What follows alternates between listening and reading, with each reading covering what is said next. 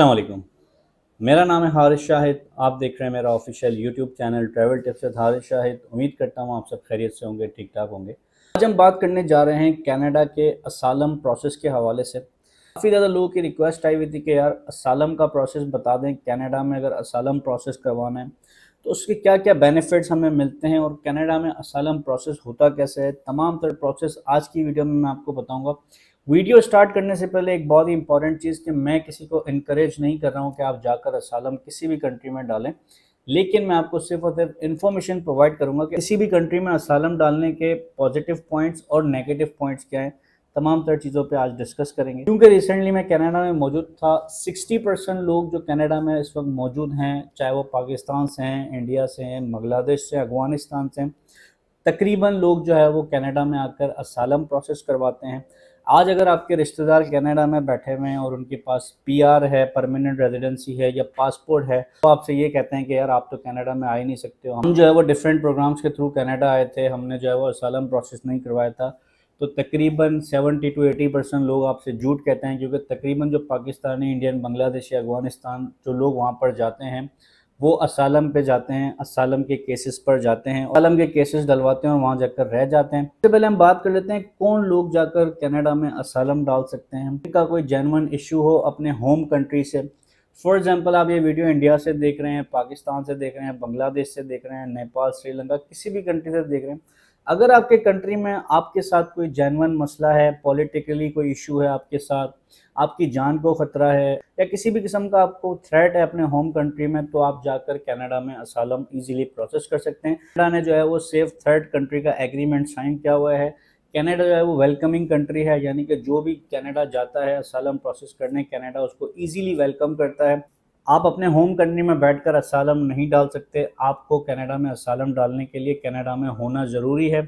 या तो आप कनाडा के एयरपोर्ट पे जाके आप असालम डाल सकते हैं, या तो आप कनाडा के बॉर्डर पर, यानी अमेरिका से कनाडा जाना है तो अमेरिका से कनाडा जाएंगे, बॉर्डर पर जाकर आप जो है वो असालम डाल सकते हैं। यानी कि असालम डालने के लिए आपको कनाडा की ज़मीन पर होना बहुत ज़रूरी है। आपको असालम का प्रोसेस बताता हूँ। जब आप कनाडा चले जाते हैं बाय एयर, तो आप वहाँ पर जाके एयरपोर्ट पर भी असालम डाल सकते हैं। जब आप एयरपोर्ट पे असालम डालते हैं तो उसमें आपको इमिग्रेशन को भी फेस करना पड़ता है, पुलिस ऑफिसर और इन्वेस्टिगेशन ऑफिसर्स जो है वो आपको फेस करने पड़ते हैं। साथ ही साथ अगर आप एयरपोर्ट पे असालम डालते हैं तो आपको 3 से 4 दिन और हो सकता है 1 हफ्ते के लिए डिटेंशन सेंटर में भी रखें।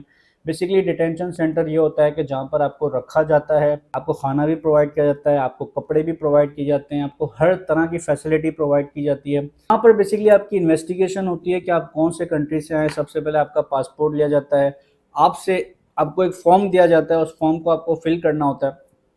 उसमें आपने बताना होता है कि आपको अपने होम कंट्री से प्रॉब्लम क्या है। और याद रखें, अगर आपको वाकई में कोई जेन्युइन प्रॉब्लम है तो ही असालम का केस जो है वो आप फाइल करें। अगर आपके साथ कोई जेन्युइन इशू नहीं है तो कभी भी असालम का केस आपने फाइल नहीं करना। रिजेक्ट होने के बहुत ज़्यादा चांसेस होते हैं। अगर आप झूठ बोलते हैं तो वो आगे जाके कहीं ना कहीं पकड़ा जाता है। तो फॉर्म फिल करना होता है। फॉर्म में आपको तमाम तरह चीज़ें होती हैं कि आप कहाँ से आए हैं, मसला क्या है। एक स्टोरी होती है जो हर किसी के पास होती है कि आपके साथ एक प्रॉब्लम थी, उसकी स्टोरी आपने फॉर्म में लिखनी होती है। तमाम तरह चीज़ें आपने जो है वो दिखानी होती, तमाम तरह चीज़ें सबमिट करवानी होती है। जब फॉर्म आप फिल कर लेते हैं उसे 3 दिन, 4 दिन या 1 हफ्ता लग सकता है। ऑफिसर आपकी फ़ाइल को चेक करता है, उसके बाद आपको जो है वो कनाडा में इंटर होने दिया जाता है। याद रखें, आप जब एक दफ़ा असालम क्लेम कर लेते हैं तो कोई ऑफिसर, कोई वीज़ा ऑफिसर आपको वापस अपने होम कंट्री नहीं भेज सकता जब तक ये प्रूव ना हो जाए कि आपको वहाँ ख़तरा है या नहीं है। यानी कि एक दफ़ा आप असालम कर लेते हैं तो आप अपने होम कंट्री नहीं जा सकते। आज डिसीजन नहीं आता कि आपको केस अप्रूव हो रहा है या आपका केस रिजेक्ट हो रहा है। डिटेंशन सेंटर के बाद आपको एक ब्राउन पेपर दिया जाता है। वो ब्राउन पेपर बेसिकली आपकी आइडेंटिटी होती है, जिसमें आपका यूसीआई नंबर लिखा हुआ होता है। उसी यूसीआई नंबर के थ्रू आपका बैंक अकाउंट ओपन होता है कनाडा में। उसी यूसीआई नंबर के थ्रू आप अपनी सिम रजिस्टर करवाते हैं। यानी कि तमाम तरह आपको, अगर आपके बच्चे हैं उनको स्कूल में भेजना है तो आपका यूसीआई नंबर होता है, जो ब्राउन पेपर होता है, उसी के थ्रू आपकी स्कूलिंग होती है। अगर आपको हॉस्पिटल जाना है, मेडिकल ट्रीटमेंट हो रहा है, किसी भी किस्म का ट्रीटमेंट है, तो वो तमाम तरह चीज़ें कवर्ड होती हैं उस ब्राउन पेपर के अंदर। यानी कि तमाम तरह चीज़ें आपकी, मेडिकल, स्कूलिंग, हर चीज़ फ्री होती है। अगर आपकी फैमिली है और आपके साथ छोटे बच्चे हैं तो आपके हर बच्चे को बेनिफिट दिया जाता है। यानी कि एक एक बच्चे को जो है वो $250 से $300 माहाना आपको गवर्नमेंट पे करती है। साथ साथ आपको हाउसिंग के अलाउंस भी दिया जाता है, जिस घर में आप रहते हैं उस घर का रेंट भी जो है वो गवर्नमेंट पे करती है। तमाम तरह एक्सपेंस आपका गवर्नमेंट करती है बेयर, जिसमें आपकी स्कूलिंग वैसे ही आपकी फ्री होती है, मेडिकल वैसे ही आपका फ्री होता है। तो आपके बच्चों को बेनिफिट दिए जाते हैं जो कि पैसों की सूरत में होते हैं। इसके अलावा यानी कि अगर एक बच्चा है आपका तो $250 मिलेंगे, दो है तो आपको $500 मिलेंगे। इसके अलावा आपके हाउसिंग अलाउंस होती है $1200-1300 आपको वो माहाना मिलता है। कुल मिला के अगर आपके 2 या 3 बच्चे हैं तो आप माहाना गवर्नमेंट आपको $2500 से $2000 हर महीने पे करती है। जब ब्राउन पेपर आपके हाथ में होता है तो आपके पास 45 डेज का टाइम होता है। 45 डेज के अंदर अंदर आपको तमाम तर चीज़ें अपनी सबमिट करनी होती हैं। अपनी कंप्लीट स्टोरी IRCC के पोर्टल पे सबमिट करते हैं। उसके बाद आपका वर्क परमिट जो है वो गवर्नमेंट आपको देती है। जिस लोकेशन पर आप रहते हैं वहां पर आपका ओपन वर्क परमिट आता है। उस वर्क परमिट के साथ आप यूबर भी चला सकते हैं, आप टैक्सी भी चलाना चाहें वो भी चला सकते हैं। आप कोई जॉब करना चाहें किसी कंपनी में तो आप जॉब भी कर सकते हैं। यानी कि जब आपका वर्क परमिट आ जाता है, आप जॉब लग जाती है, गवर्नमेंट जो आपको बेनिफिट दे रही होती है उसमें से $1200 या $1300 गवर्नमेंट माइनस कर देती है। क्योंकि आप काम करना स्टार्ट कर देते हैं तो सिर्फ आपको बच्चों के जो बेनिफिट होते हैं, जो बच्चों के अलाउंस होते हैं, जो $700-800 आपको मिल रहे होते हैं वो आपको मिलते रहते हैं और वो आपको जब तक आप कनाडा में हैं आपको मिलते ही रहेंगे। सिर्फ आपके जो अलाउंसेस होते हैं, जो रेंटिंग हाउस के अलाउंस होते हैं वो गवर्नमेंट आपकी बंद कर देती है। दूसरा तरीका ये है कि आप चाहते हैं किसी भी पुलिस ऑफिसर से आपका राब्ता ना हो, किसी को आप फेस ना करें, इन्वेस्टिगेशन ऑफिसर को फेस ना करना पड़े, आपको एयरपोर्ट पर असालम लेने की जरूरत नहीं है। आप कनाडा में जब इंटर हो जाते हैं तो थ्रू प्रॉपर चैनल यानी कि लॉयर आपको हायर करना पड़ता है। लॉयर की मदद से जो है वो आप असालम डालते हैं, लेकिन उसमें जो है वो आपका ब्राउन पेपर आते आते यानी कि आपकी आइडेंटिटी आते आते 3 से 4 महीने लग जाते हैं।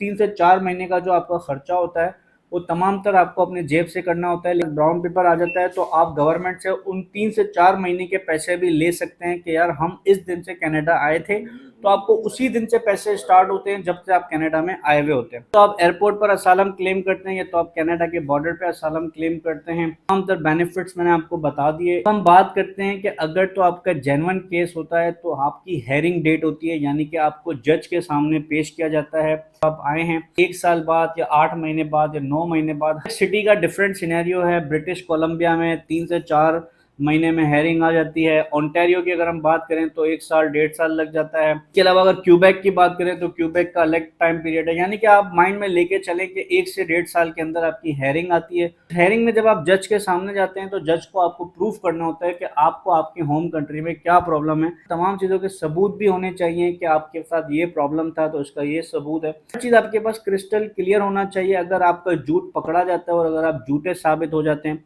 तो आपके ऊपर डिपोर्टेशन लग जाती है। फिर आपको 30 डेज के अंदर अंदर कनाडा छोड़ के जाना होता है और उसके बाद कनाडा में आपकी एंट्री बैन कर दी जाती है 10 साल तक, और उससे भी ज़्यादा टाइम लग सकता है, लेकिन कहते हैं कि 10 साल तक आपकी एंट्री को बैन कर दिया जाता है। दूसरा एक सबसे बड़ा नेगेटिव पॉइंट ये है कि अगर तो आप एक दफ़ा कनाडा चले जाते हैं और आप अपने होम कंट्री में नहीं जा सकते जब तक आपके पास कैनेडियन पासपोर्ट नहीं आ जाता। और कैनेडियन पासपोर्ट आते आते 7 से 8 साल आपको लग जाते हैं। जब आपका केस अप्रूव हो जाता है तो आपको परमानेंट रेजिडेंसी यानी PR दिया जाता है।